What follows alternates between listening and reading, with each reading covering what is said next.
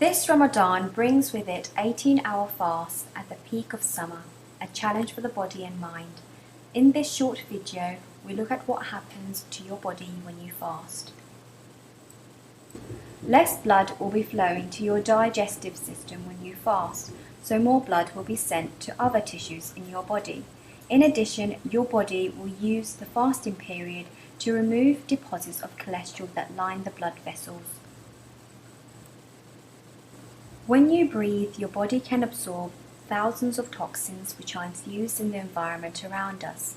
Fasting helps us remove the toxins that have built up within your lungs. Your stomach uses the time during fasting to clean itself and remove any waste matter to allow for more efficient digestion. Your intestines also use the time during fasting to clean themselves and remove any waste matter to allow for more efficient digestion. Your liver provides the body with glycogen, the secondary energy source, and breaks down fat to provide glycerol, another energy source. When you are fasting, your kidneys increase the amount of diuresis, the process of excretion of salt and water, which leads to lower blood pressure.